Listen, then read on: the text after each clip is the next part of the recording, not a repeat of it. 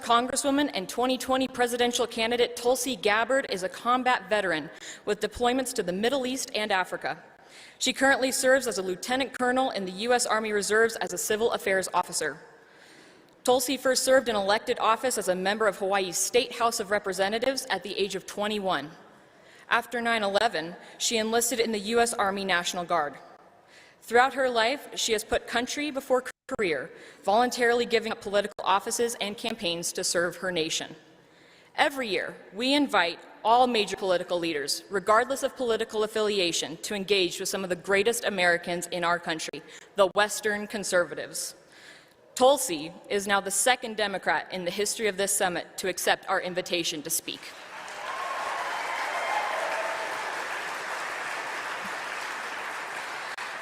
However, what is perhaps the most exciting aspect of her presence here this evening is that it solidifies our title as the Western Conservative Summit, as we have now hosted speakers from the furthest western states of Alaska and now the great state of Hawaii. Will you please join me in giving a warm welcome to former U.S. Congresswoman Tulsi Gabbard. Please welcome former United States Representative, American politician, and 2020 presidential candidate, all the way from Hawaii, Representative Tulsi Gabbard.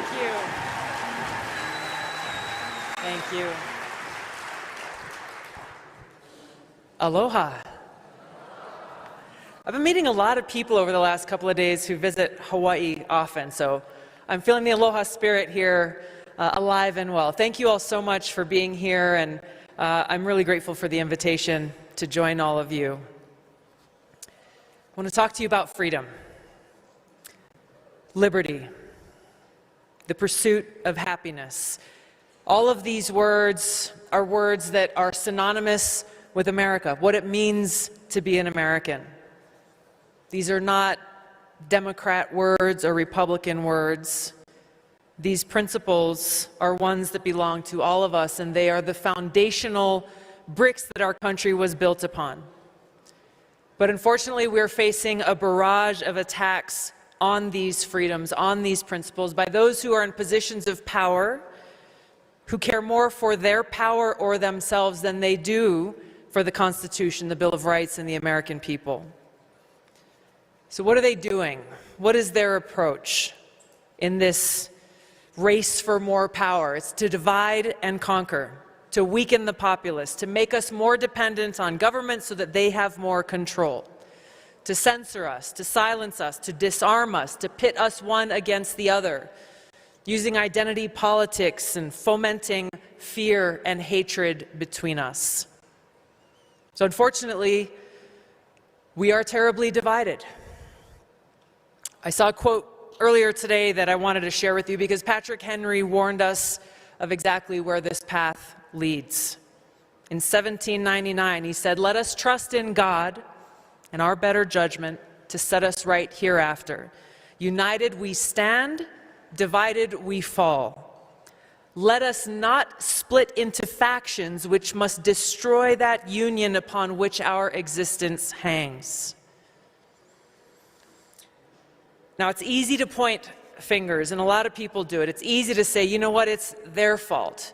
It's the other guys. But really, we have to go deeper to find the solution. And the reality is that we are facing a spiritual crisis in this country. You know, the tribalism that is tearing us apart is really an indication of the erosion of a spiritual foundation. A lack of a recognition that we are one nation under God, that we are all God's children, and knowing that inspires among us a respect and care for each other. Now in Hawaii, we call this aloha. Aloha is not just a word that we greet each other with. It doesn't mean hello or goodbye. There's a deeper, more powerful meaning, which really is a recognition that we are all connected, that we are all God's children, and that we come to each other and greet each other with aloha with this sincere, heartfelt respect and love, no matter the color of our skin or where we come from or who we voted for or how we worship or any of these other things. It gets to who we really are. And it is this spirit that we find at the heart of our Declaration of Independence and in our Constitution, where we hold these truths to be self-evident, that all men are created equal, that they are endowed by our Creator with certain unalienable rights, that among these are life, liberty, and the pursuit of happiness. Our founders recognized that our freedom comes from God, nobody else. And to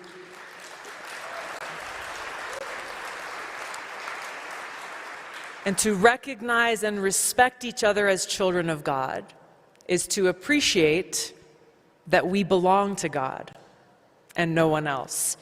So no one else has the right to take away these intrinsic freedoms that God has given us.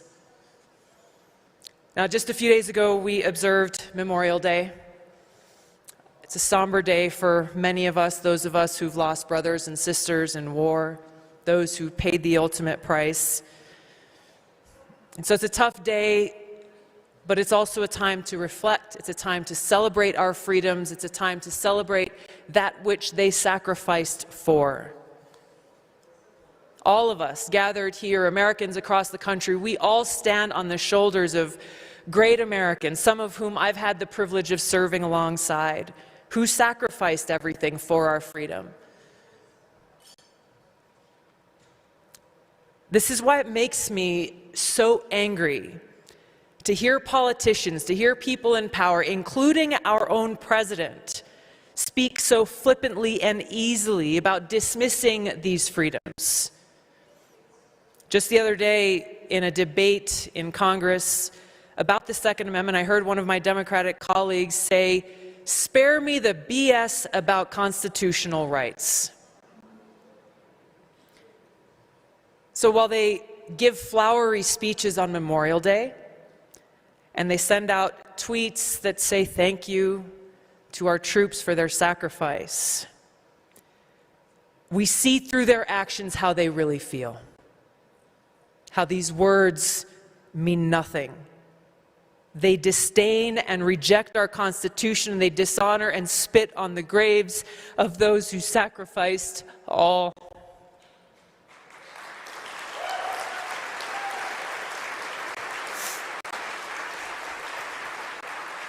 Those who sacrificed for our Constitution, our Bill of Rights. Those who sacrificed for our First Amendment that says Congress shall make no law respecting an establishment of religion or prohibiting the free exercise thereof, or abridging the freedom of speech or of the press or of the right of people to peaceably assemble and petition the government for redress of grievances. This right to free speech is a right to free speech, whether we like that speech or not.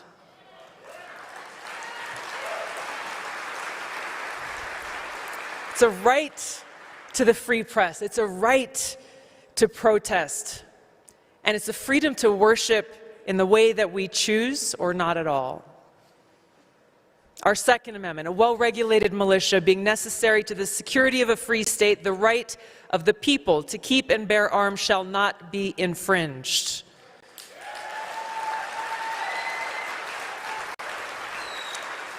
Now, lately you'll hear some people talking about this and saying, well, you know, this is fine if it's just about hunting. But they're denying our right and our freedom to defend ourselves and to defend our families and those we love.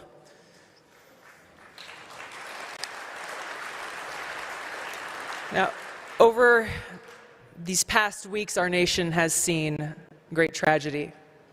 And we all join the loved ones in mourning the loss of those who were killed by criminals in these mass shootings, as well as those who are killed on our streets in America every day, but whose names don't make it into headlines or on the news.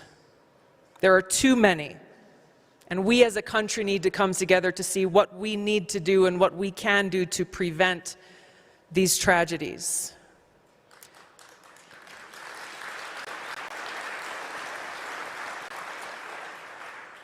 But the truth that is getting lost in so much of the noise around that surrounds us is that getting rid of the Second Amendment will not stop these evil acts of violence. We've been gun owners in this country since its inception, so we need to recognize there are deeper problems that we need to address. Similarly, getting rid of the First Amendment, banning and censoring so-called hate speech, as many of our politicians are advocating for now, will not get rid of hate. But it's in these situations that we understand why the Constitution and Bill of Rights is so important. Why our founders recognized that absolute power corrupts absolutely. They understood that the temptation of those in powers to abuse their power needed to be checked. So they crafted the Constitution, Bill of Rights to make it crystal clear that this balance of power must reside in the hands of the people, not the government.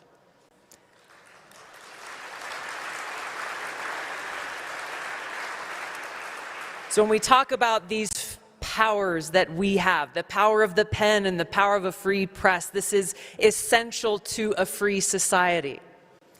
Talk about the power that we have of free speech, where a child can stand up and say, hey, guess what? The emperor has no clothes on. The power of the people's voices to gather peaceably, to assemble, to protest our government when it's not acting in the interests of the people.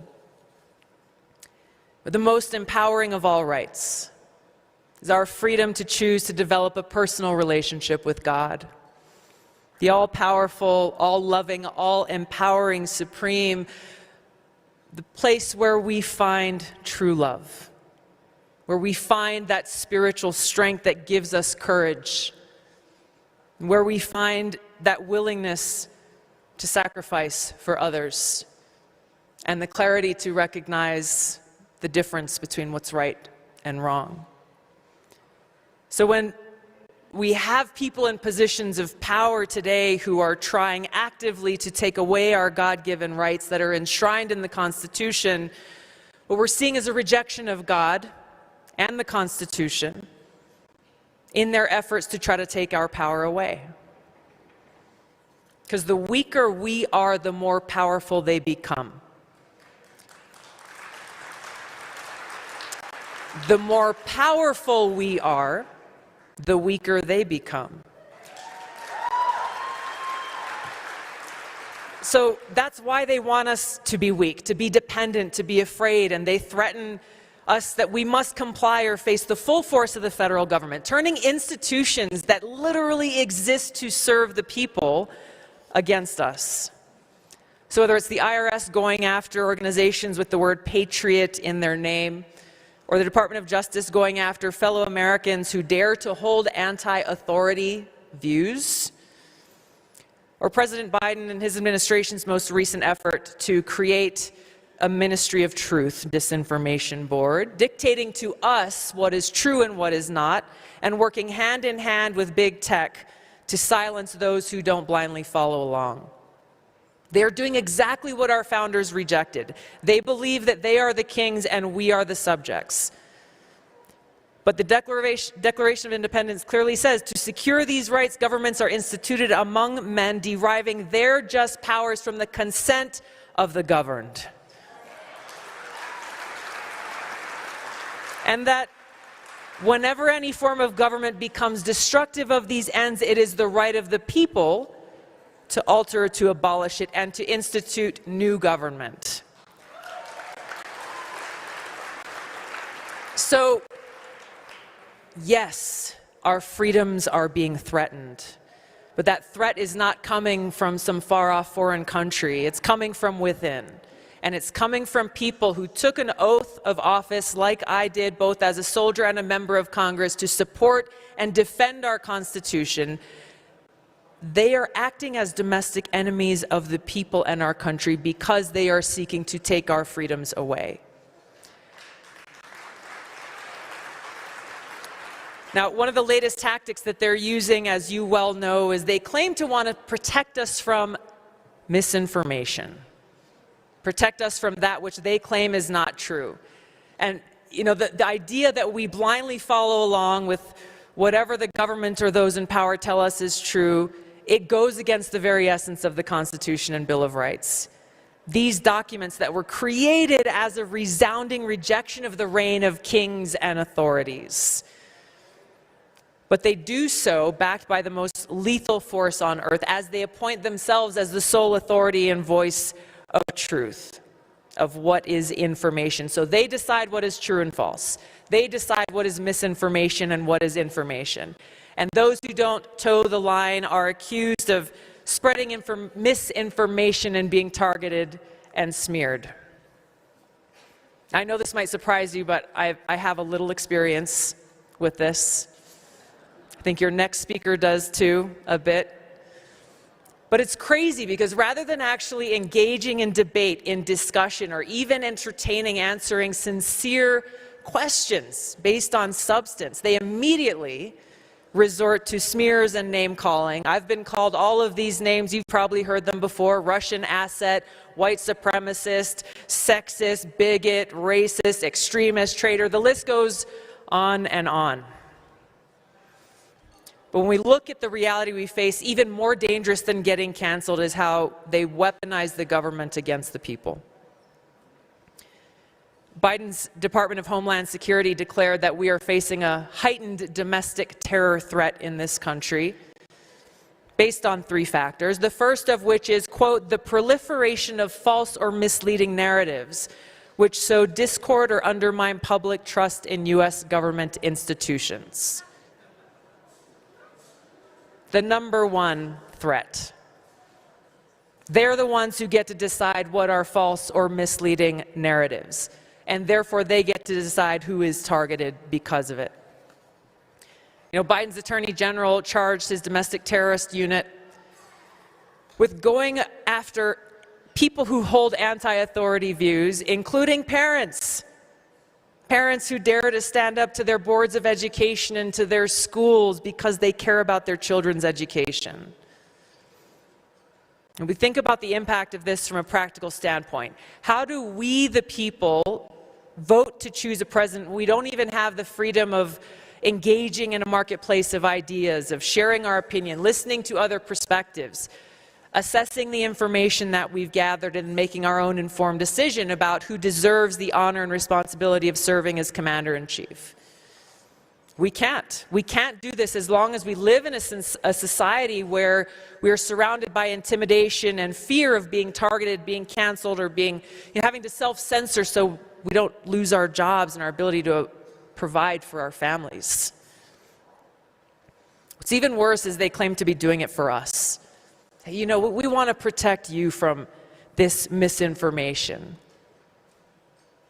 The way I read that is they're saying that we are too stupid to think for ourselves. We are too stupid and unable to make decisions for ourselves, so we've just got to trust them to do that for us. That they know better what is good for us and our families and our communities than we do for ourselves. But through all of this, what do we see? Fear. They're afraid.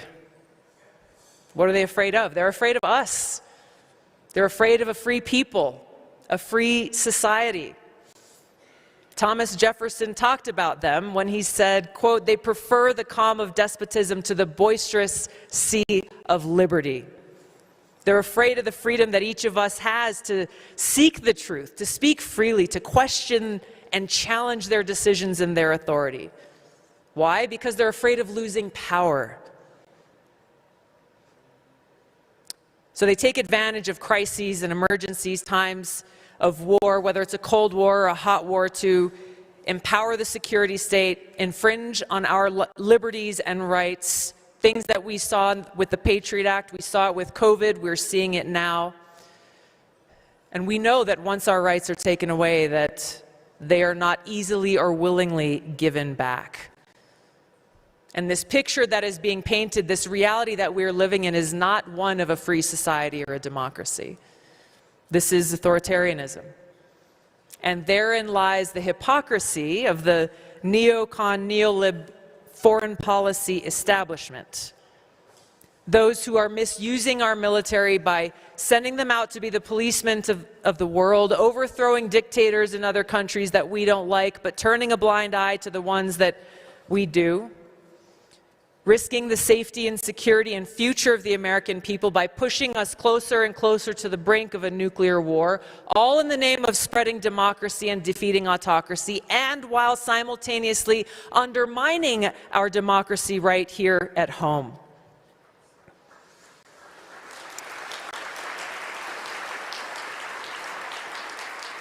Now, if our leaders actually took their oath of office seriously and truly cared about our Constitution, our security, and our freedom, here's 3 things that they would start with.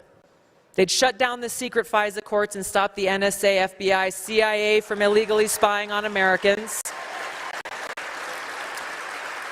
They denounced the Attorney General for his disgraceful attacks on parents who care for their children's education and future.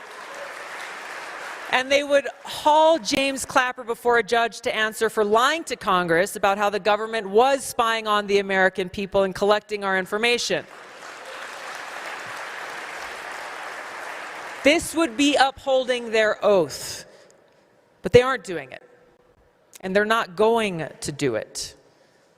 So it's up to us. The challenge is great. Unfortunately, so many Americans in this country don't even know what the Bill of Rights is. They think, hey, you know what, if you say something that I don't like, words are violent, so you must be silenced. You must be censored. I must be protected from you. I served for 8 years in Congress and came from there not too long ago and saw firsthand how too many Democrats and Republicans will talk a good game about freedom and civil liberties and claim to stand up for us and our rights, but really when it came time to vote, to protect our civil liberties and privacy, they chose to stand with the power elite and against liberty. If we stand on the sidelines during this time of crisis, we will lose the country we love.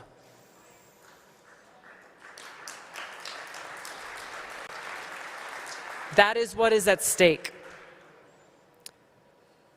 But here's where we find hope, that in the midst of all of this divisiveness, this chaos, this insanity, just when you think it can't get any worse, it does the very next day. In the midst of all of this, we find hope, we find light, and we find peace in God's unconditional love.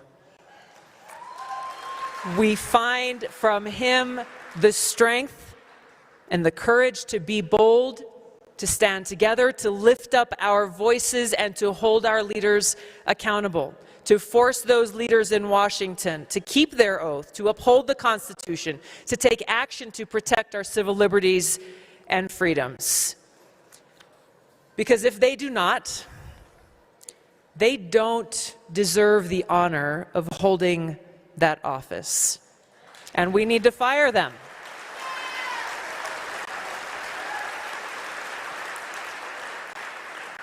Now, it is God who has given us free will, the freedom to choose. And so if we choose to act in this time, our way forward will be lit by the fire of freedom that burns brightly in the hearts of every American, in every community, every home, every church, every classroom across this country, where we have decided that we belong to God and no one else.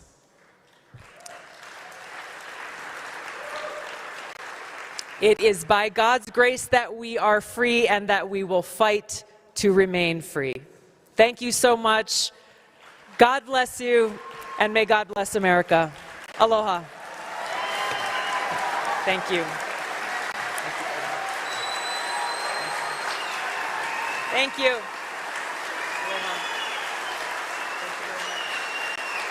Please welcome marketing consultant at Tatanka Consulting, Juliana Boo Dixon.